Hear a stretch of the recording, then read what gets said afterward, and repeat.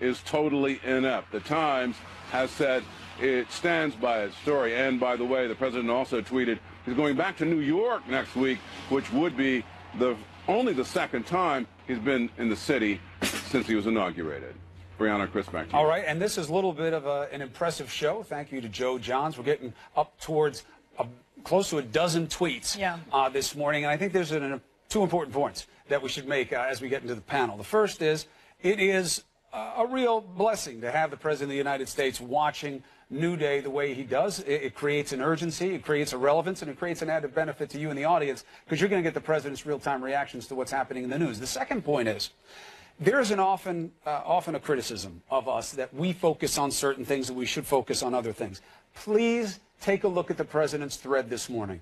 See what on day 200 of his presidency he has decided to make most important, because whatever the President says is the most important thing that is being discussed in government. That's just the way it is. The tone starts at the top. Look at the thread. Let's discuss the choices the President has made and what 200 days marks for the American people in this presidency. We got CNN senior political analyst Ron Brownstein and CNN political analysts David Drucker and Abby Phillip. Good to have you all here. David Drucker, Washington Examiner, looking at what the President has decided to do. A lot of his favorite pet projects. On day 200, this is what he has decided. Attack the New York Times, say Russia is fake, the media is terrible, and then I heard someone criticize me, so I'm going to take them out this morning as best I can. Those are his decisions on day 200. What do they reflect? Well, I think they reflect the fact that 1 week into the John Kelly era, some things are not going to change, and I think that's what a lot of us have been watching for, because the White House has been in a state of chaos. It has had a lot of Republicans worried about this president's performance and ability to achieve things going forward, like tax reform after the health care reform debacle.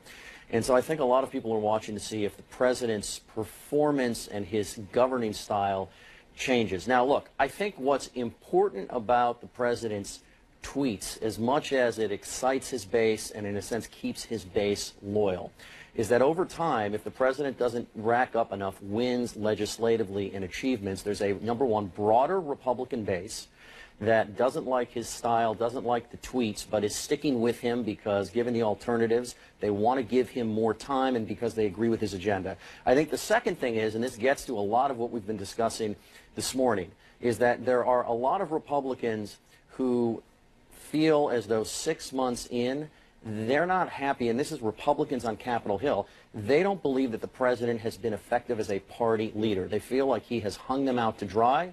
They feel like every time something goes wrong, he's a million miles away from it.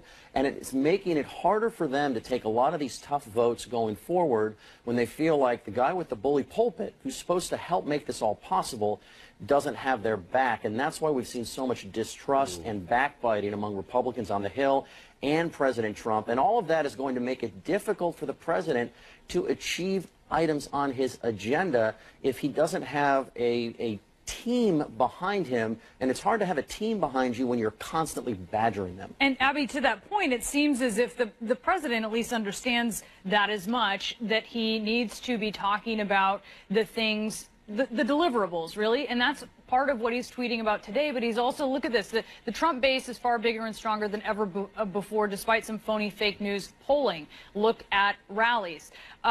He's taking on poll numbers even as he talks about record stock market, border security, military strength, and jobs.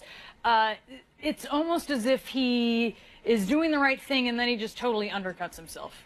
Yeah, well, he's focused on poll numbers partly because poll numbers are saying actually that his base is suffering. He has lost 10 percentage points among non-college educated white voters in 1 month, which is a huge drop, and has had a demonstrable effect on his approval rating overall.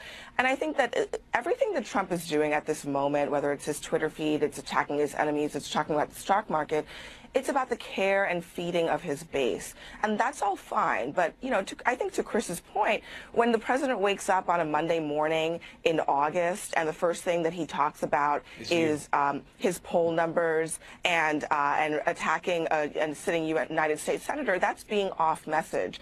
And there's virtually no one, and John Kelly included, who believes that they can change that. That's a personality thing about this president. There's a lot of other focus going on about organizing the White House House and restructuring it and making it work better so that Republicans and people in Washington can have more confidence that decisions are being made in a rational way. But the president's instincts to go after his enemies and to focus intensely on his base is not going to change, I think. Ron Brownstein, make the case. Here's the president's argument. They are small, but they are mighty. My base has an intensity, a love, a passion for purpose that outweighs even their numerical quotient, that they're not your 50%, you know, that they're worth 50%, even though they're only 35% because of their intensity. They've never been stronger. You can't repeal math, though, Chris. I mean, yes, he does have an intense following, and as we've talked about before,